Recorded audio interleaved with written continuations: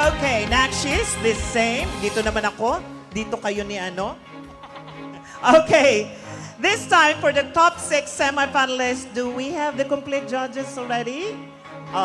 Let's just wait for a while. So habang nag-aantay kami, saglit lang mga Nakshi, halika na dito.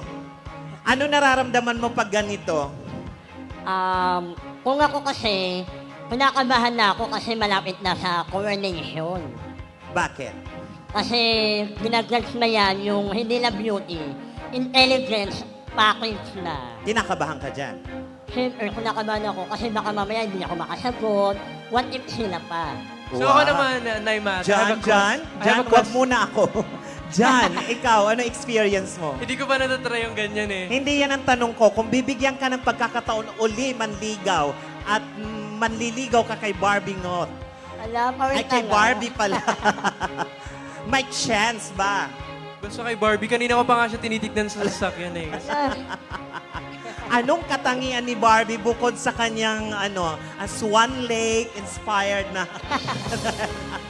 Okay. Sige nga. Anong katangian? Siguro the way she carry herself. Yung pagkanta niya kanina, sobrang ganda ng boses. Diba? Kompleto na ba ang ating mga hurado na? Direct?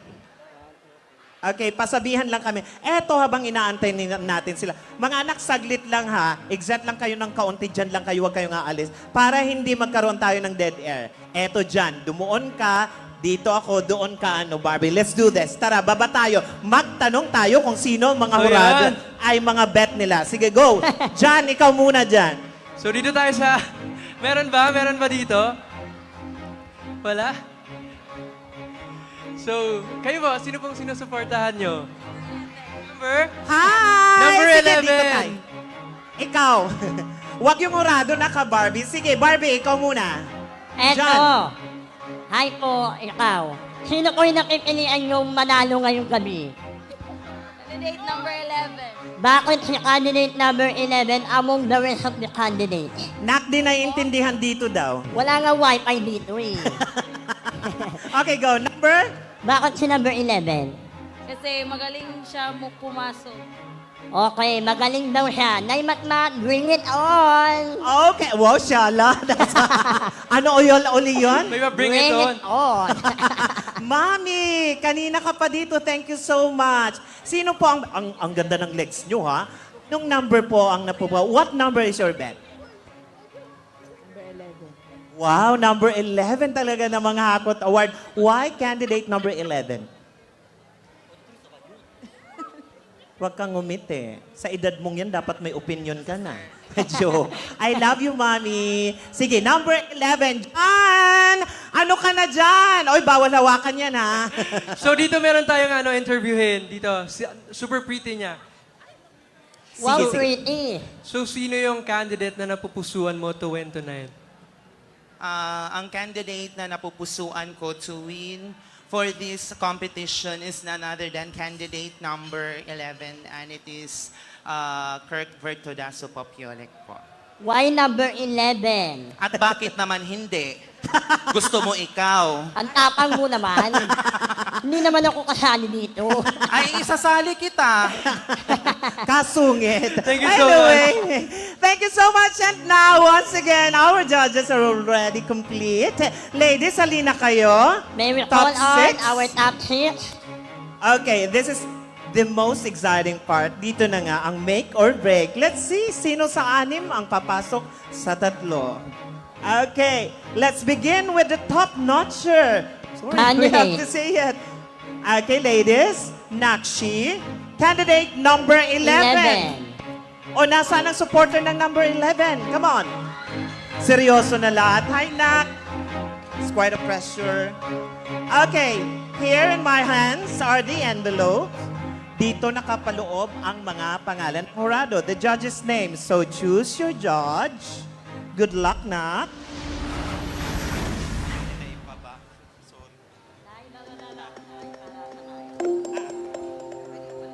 Okay.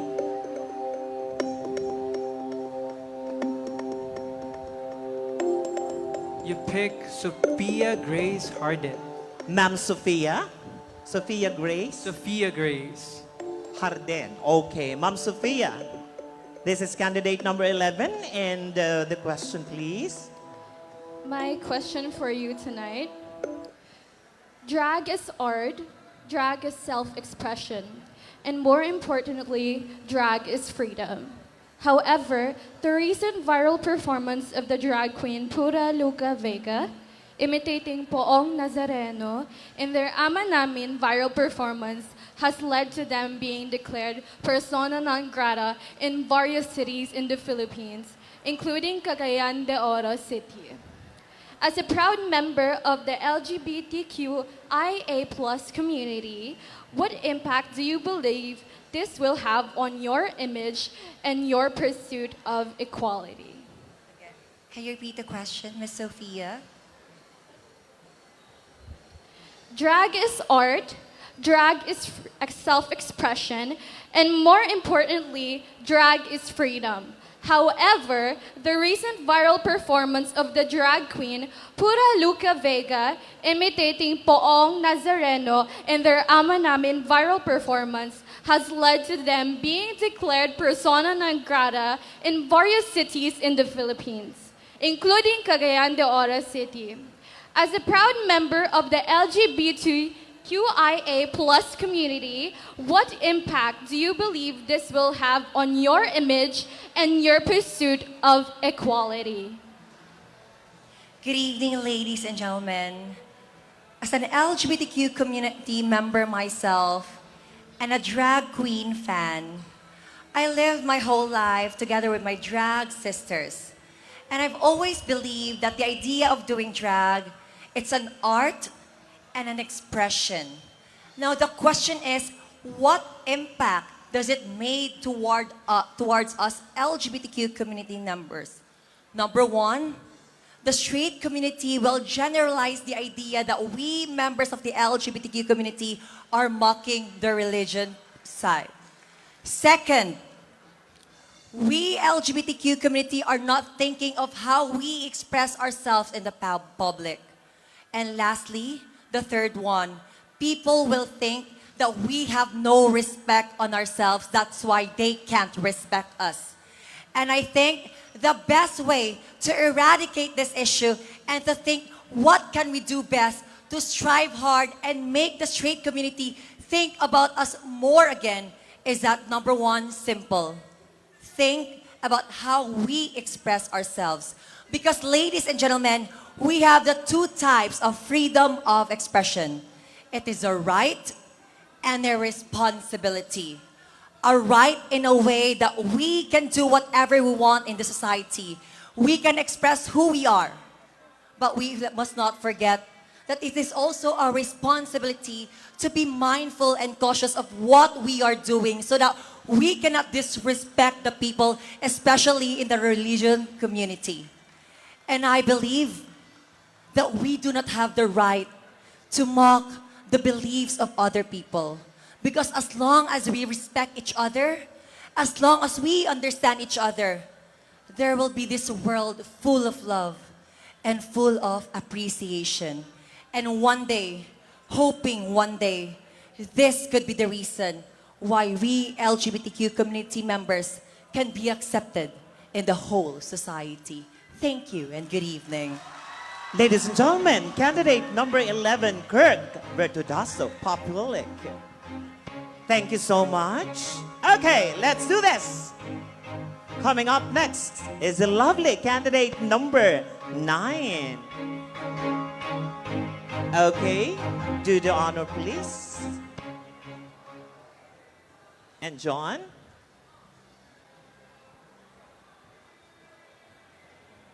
So the judge that you pick is Jemima Tempra. Good morning, ma'am, and good morning to the panel of judges. Thank you so much for giving me the opportunity to be in this spot. Good evening. How are you feeling tonight, candidate number 9? I am, of course, very happy to be in a different place other than Luzon. And at the same time, of course, I am very nervous. So let's proceed. Here's your final question. In an effort to showcase the breathtaking beauty of Jasaan to the world, which specific natural attraction or cultural aspect of the municipality would you prioritize promoting to attract both local and international tourists? How do you envision your role in raising awareness about these aspects and encouraging sustainable tourism practices that will benefit both the visitor and the local community? Come again, ma'am. In an effort to showcase the breathtaking beauty of Hasaan to the world, which specific natural attraction or cultural aspect of the municipality would you prioritize promoting to attract both local and international tourists? How do you envision your role in raising awareness about these aspects and encouraging sustainable tourism practices that will benefit both visitors and the local community? Thank you so much for that very interesting question, ma'am. You know what, ladies and gentlemen, it is my first time here in Mindanao, in Jasaan. So therefore, that would be my greatest pinpoint for me to be able to promote this specific place, for me to experience it, so that I will be able to show and tell the people about Jasaan. Specifically, there are lots of things that you can use to promote this specific place. We have these amazing beaches. We have gastronomy, which is the food that we have here in Jasaan. And the third one will most definitely be the people. But if I am going to prioritize just one thing, specifically in the question itself, I would like to promote the beaches of Jasaan, the amazing natural resources that you have here in your place. Why do I say so? Because tourists, in their generalized aspect, they like to take vacations in places that connect them to nature itself. And Jasaan is the best place, if the place that you want to spiritually connect yourself to our amazing world. And I would always believe, ladies and gentlemen, for sustainable living, you can always promote Jasaan because they have amazing products that you can always support, just like what we call weaving. We have halo-halo, and most definitely, some amazing resorts that you have here in your place that cannot be found in any other places. So definitely, ladies and gentlemen, para maipromote mo ang isang lugar, dapat ikaw mismo makaranas nito nang sa ganoon maikalat mo sa ibang tao kung ano nga ba ang naranasan mo dito sa napakagandang lugar na ito. And by that, ladies and gentlemen, by the use of social media, by the use of oral traditions, ikikwento ko sa ibang tao na nararanasan ko dito sa maganda niyong lugar. At doon, maa-attract ko ang ibang tao, ang mga banyaga, ang mga Pilipino na maranasan ang napakaganda at napakainit na pagtanggap sa akin sa Mindanao, Jasaan, Misamis Oriental. Maraming salamat po. Grabe, truly an amazing place. That was actually hard. I don't want to banter anymore. Okay, up next, ladies and gentlemen, the very lovely candidate number 8. I love the skin, still beautiful dusky. Okay, Nak, John, do the honor, please. Papiliin mo siya. Ay, nasa iyo na pala yung mga napili. Okay, good luck. Relax. Ang lamig ng kamay mo, anak. Carry mo yan. Okay. Okay. Your judge? Your judge is Kapitana Jimmy Sale.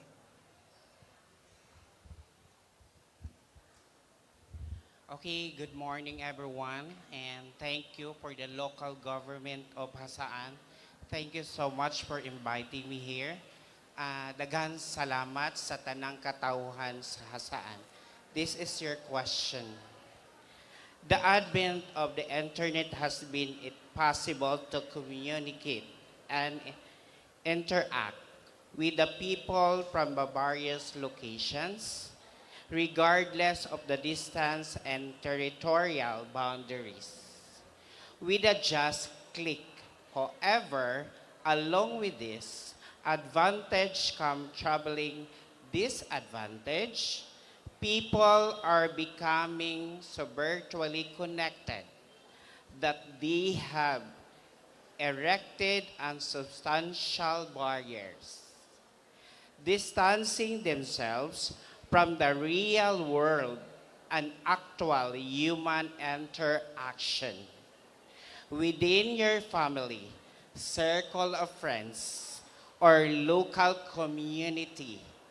How can you reestablish or reboot the genuine personal connection rather? Okay, before I answer that question, let me step forward. Okay, ladies and gentlemen, we are living in a digital era where social media is very powerful. And sometimes social media control people, not people control social media. Through social media, we connect people from different kinds of places. And because of social media, when do we have connection, we know their culture, their story. And I think that we, as an individual, we should inculcate to our mind that regardless of what kind of places, barriers are everywhere. We are different from each other because our cultures, our uniqueness makes us divided. However, it is part of human behavior, human beings, that we are different to each other. And we try to visit different kinds of cities. If we do have travels, we need to respect different kinds of culture. Because maybe, sometimes, it's maybe indifferent to us to experience that kind of culture, that kind of places. But we need to instill respect in us. It is because humanity is very important. Ladies and gentlemen, I would like to give an emphasis that every time we do have travels, the beautiful places, the beautiful people around you is gift from our ultimate creator. And we must protect it. It's our obligation to protect it. And I believe that a place like Jasaan is something that we should proud of because there's a lot of wonderful places, wonderful kind of cultures, different kinds of people. And we need to change, recalculate our definition of tourism. Because of tourism, there's travel. Because of tourism, there's tourists. And because of tourism, Jasaan is really uplifted kind of community. Tourism helps Jasaan to improve. But we need to remember that tourism is not only about improving our places, nor the life of the people. It's not only about our economic status. We need to remember that when we say tourism, when we say connection, there's 3 pillars within it. Tourism is economy, environment, and people. We should never ever forget how to protect our environment. We know how to uplift our economy, we know how to make friends, we know how to have connection, but never forget to protect, and it's our obligation to protect our Mother Earth. Ladies and gentlemen, I would like to end this kind of Q&A portion by saying this: virtual or personal, when there's respect, when there's love, genuine attachment is there. So I hope that you will going to use social media in a good way, not in a bad way. Thank you. Grabe naman yun. Thank you, candidate number. Is that number 8? Okay, up next is the cute and lovely candidate number 5. I just love to hear their opinions. Abi na ngayon. Okay, Iarth, good luck, baby. Okay. Okay, your judges, saglit na. May lipstick ka. Go. The judge you pick is Denditan. Thank you. How are you? I am feeling actually very nervous, but I am always trying my best to feel better. And seeing the people here make me feel comfortable. So thank you so much, everyone. I hope you came prepared. Where are you from? I am from the city of Golden Friendship, Cagayan de Oro City, but Okay. I am now basing in Davao for work and for Good. life opportunities. Thank you. Candidate number 5. This is your question. With the utilization of diverse online photo enhancement tools and applications, promoting local tourist destinations and enticing tourists from around the world has become significantly easier. However, there are instances when tourist expectations are not met upon visiting specific tourist destinations. In light of these, how would you persuade an international tourist that there is more to Jasaan than meets the eye? Would you want me to repeat? Yes, ma'am. You know, this is a mouthful. I'll just abridge the question. It's expectation versus reality. Even while there are now brouhahas happening with the recent Love the Philippines campaign, how would you still entice both domestic and international tourists to still come and visit Hasaan despite all of this brouhaha, to see for themselves exactly what they can enjoy here? First of all, let me give you a bird's eye view of what is Hasaan. Hasaan is truly a breathtaking place to visit. We have the exemplary Sagpulon Falls that is a casual reminders of the beauty of nature. We have the Agotayan White Island that is uncommercialized for haven and marine aquatic resources. We have the Immaculate Conception Church that shows the religious pillars of Hasaanons, was declared as National Cultural Treasure in Northern Mindanao. Last but not the least, Hasaan is the keepers of the endemic and sailfin lizard, which is ibid, as a symbol of hope to whatever adversity we may face. And with that being said, it is very easy for me to inculcate the mind of the people to visit Hasaan, because in Hasaan, it is a place where paradise is full of happiness. And I am here standing in front of you, using my voice to promote to people to please explore Hasaan so you can come back for more. Because Hasaan is the real meaning of reality versus expectation, or expectation versus reality. Because our beauties here is truly real. And with the use of the empowered living people in Hasaanon, we can help one another in making our tourism as the #1 spots in the entire world, because we are all united for the progress and changes that we are aiming for. Thank you. Thank you so much. Grabe, one Hasaan. Whew.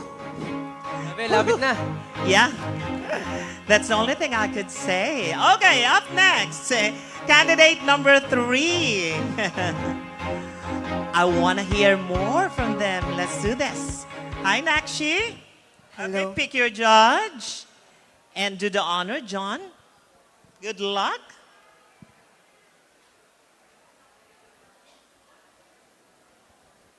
Your judge is Engineer Catherine Rivera.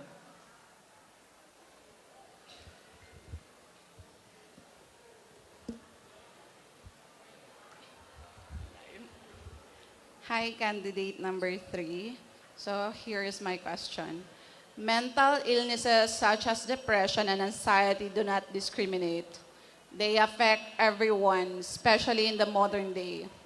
What do you think are the factors contributing to the surge of mental health issues around the world? And how will you convince everyone that these issues are not a joke, but are real? What advice do you have for people who are currently experiencing mental illness? Do you want me to repeat the question? Yes, ma'am. Okay. Mental illnesses such as depression and anxiety do not discriminate. They affect everyone, especially in the modern day. What do you think are the factors contributing to the surge of mental health issues around the world? And how will you convince everyone that these issues are not a joke but are real? What advice do you have for people who are currently experiencing mental illness? Thank you so much. That is a very important topic that we need to discuss right now, and we would like to eradicate. We see mental health as a lens of a disease, and we never talk about this. This is my moment to speak out my challenge as a young transgender woman. I've been homosexual for birth, yet I am deviant to the norm, having faith in God, so-called law. I continue to exist in this biased world into persecution, alienation, rejection, and discrimination. Some people say that I have this contagious disease that nobody can cure. Some people say that I'm a faggot and I'm useless. It made me realize that I am not fully accepted, and I cannot pour out what is in my shell. And I'm afraid to show to the people who I am. When I was still young, I am afraid to talk about my sexuality. And I can see that I am trapped in a man's body, but I can feel that I'm a real woman. I was able to talk to my mom about it, to have encouraged and confidence that I see myself as a real woman. I'm not a man. And it's very hard. Most likely, it's an evident that nowadays, mental health suicide is uprising and then it's increasing because we cannot speak out who we really are, what are the things that we need to accomplish, or what are the needs that we would like to talk about. By simply saying hi or hello, or to reach out to everybody who needs help, that's the time we can save one life. It's been 3 years that we've been puzzled by this pandemic, and we realized that there are lots of people lost jobs, business closed, and more likely they kill themselves because they cannot survive. But at the end of the day, I will say that I will be your light and glory. I am the evidence, the epitome that we can share our thoughts, our feelings to our family, especially to our teachers or friends, to reach out what are the things needed. And through prayer, because that's the only thing that we can talk to God. If you cannot talk to someone, talk to Him, because prayers can move mountains. Good evening to the people of Municipality of Jasaan. Ladies and gentlemen, the very calm candidate number 3. Good luck. And finally, completing the top 6 semi-finalists, let's save the best for last. The lovely Angel Marie Madrigal. Your question, you have no choice anymore, Nak. Okay, John, good luck. Thank you, Barb. Your judge is Kapitana Renan Eusebio. Hi, Angel. Hello, Kapitana. Here's the question. The Philippines' new slogan, Love the Philippines, recently released by the Department of Tourism to promote the country's tourism globally. Replacing the 11-year-old slogan, It's More Fun in the Philippines, was bombarded with negative criticism from all sides. Many claim that it sounded more like a command rather than imperative. If you were tasked creating a unique and captivating tourism brand slogan to promote the municipality of Jasaan internationally, what would it be and why, Miss Angel? Thank you for that very wonderful question. Well, all of us, we are entitled with our own opinion.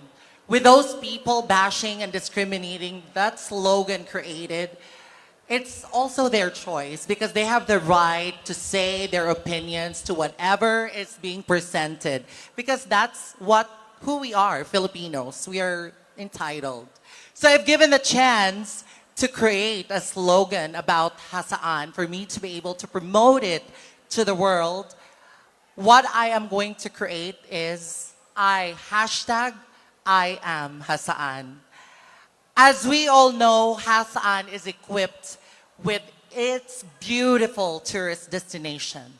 But one thing that elevated is the people of Jasaan, especially their father or the honorable mayor of Jasaan.